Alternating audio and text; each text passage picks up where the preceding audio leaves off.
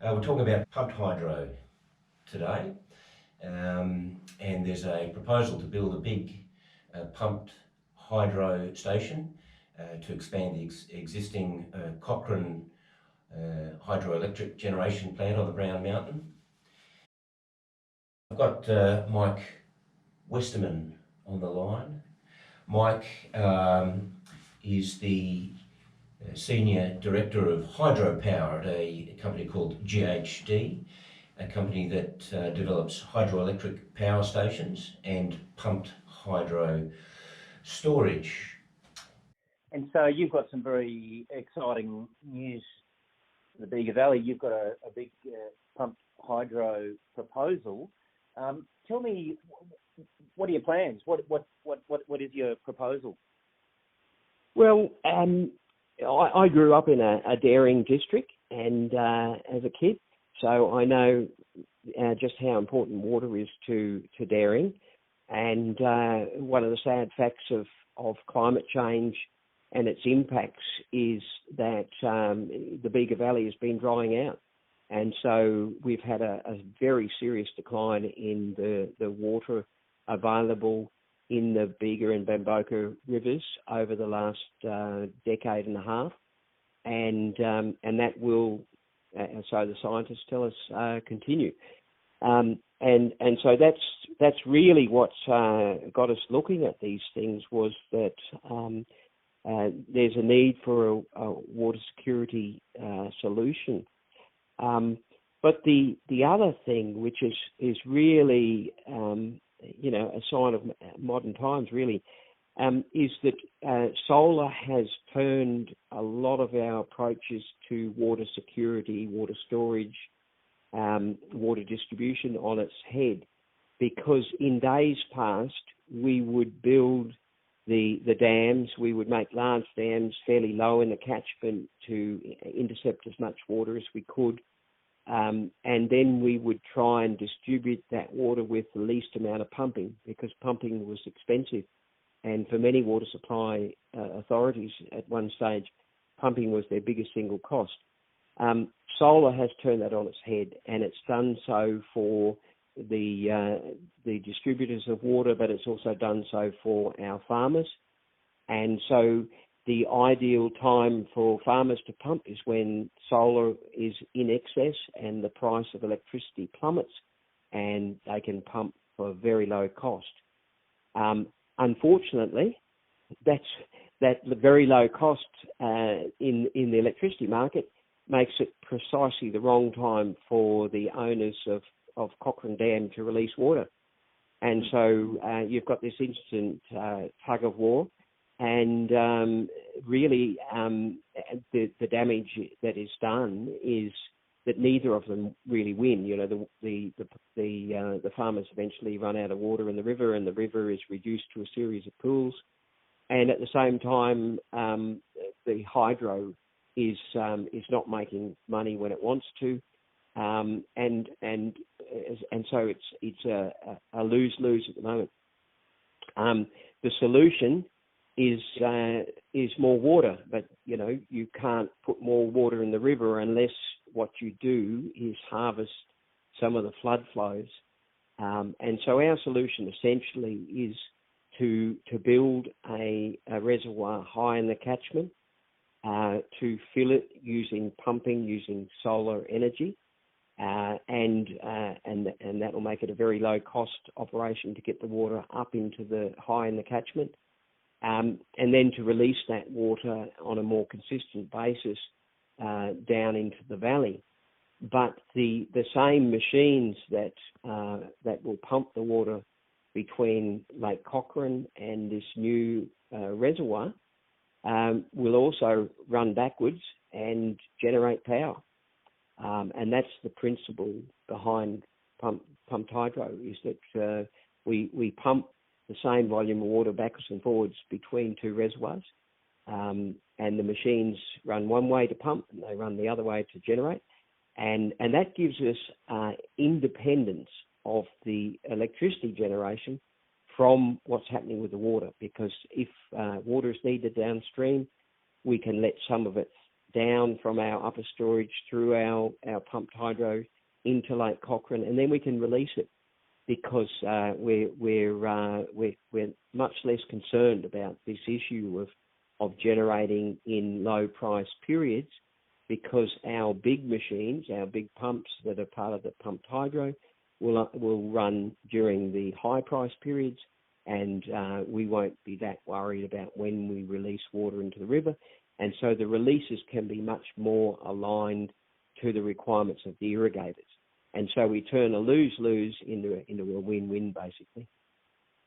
Fantastic. So you're proposing a pumped hydro set up on the Brown Mountain that'll firstly store renewable energy and help us cope with the independent nature of renewable energy, but also allow us to store water when there's lots of rain and release it when it's dry, which gives us water security. Is that correct?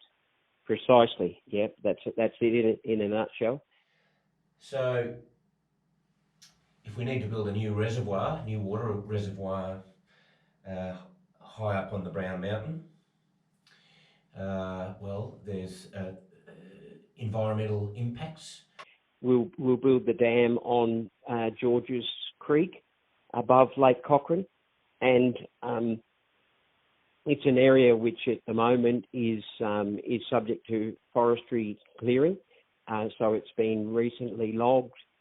One of the important things is long term is that it's crucial for us in operating a pumped hydro to keep the water quality very high, and that means that we by necessity need to re-establish growth around the actual storage itself to minimise the runoff, and we need to take care of the catchment to ensure that we don't get rubbish and sediment in our storage.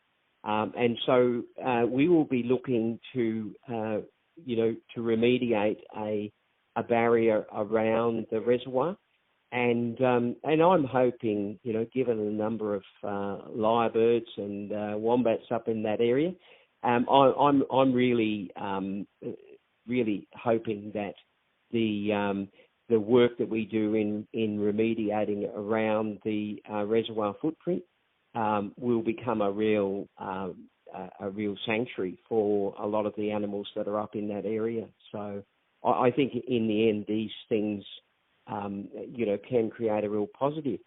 The other very important aspect of this is that it will reduce the extreme low flows in the Bega River, and that will have two impacts. One, it hopefully will reduce the occurrence of algal blooms, and then the second thing is that it will mean that because there will be a little bit of water in the river more often, that we'll get less likelihood of leaching of groundwater into the river and destruction of habitat in the river itself. So overall, the impact on river health should be quite significant because we are able to send about 5,500 megalitres a year more water down the river because of what we hold back during those flood events,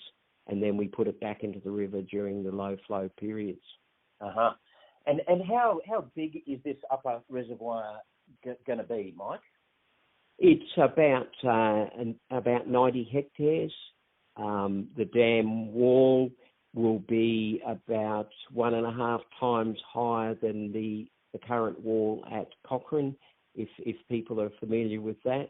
So it's you wouldn't categorise it as a huge dam. Legally, it will be called a large dam, but it will have a footprint of about 90 hectares. So not overly big, really. Water's a very precious commodity for us in southeastern New South Wales. We need good river flows. We're a region that depends heavily on dairy, which needs a lot of water, and there are other water users like irrigators that we need to take into consideration? Look, I've engaged already with some of the water users groups, and will do so further. I sincerely believe that this will be a real game changer for the irrigators. Certainly the message I've got from those I've spoken to is that, the problem of no water in the river when they're pumping is a serious problem. It causes damage to their pumps. It stops them from pumping when they want to. It forces them to pump during higher price periods. So there's a lot of negative impacts when you just don't have enough water in the river. But by the same token, the reason there's not water in the river is because it's been retained so that the guy who bought the dam and the power station can make some money too.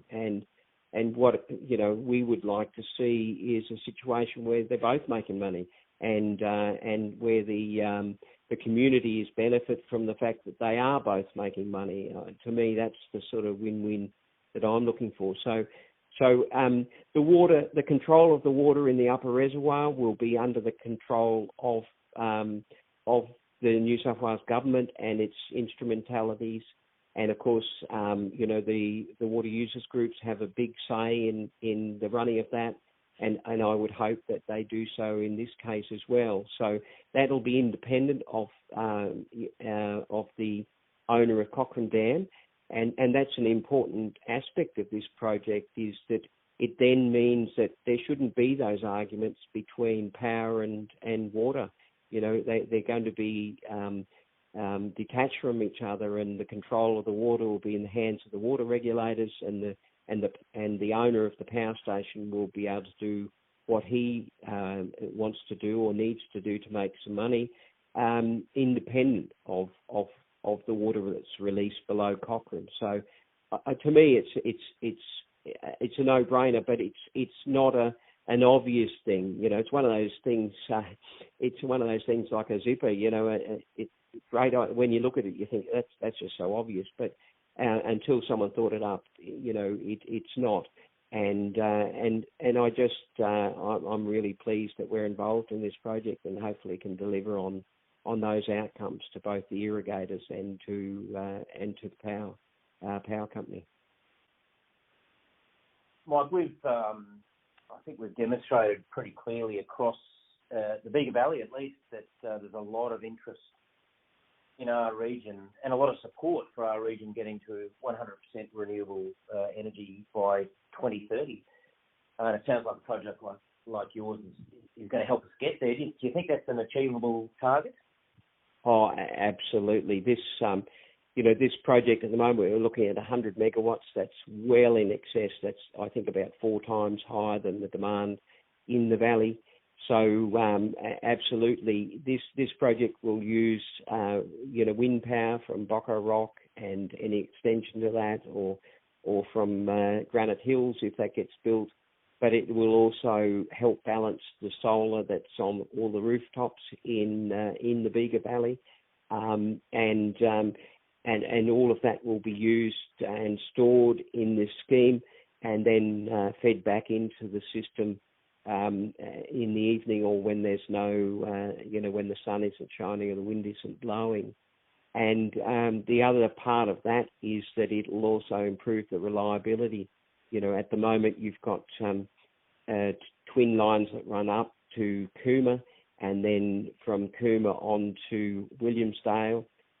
So you're a long way from the connection point of any supply at the moment, whereas this will be a very firm supply, very reliable supply in your backyard. So yeah, absolutely, this will be the key to the valley reaching 100% renewables.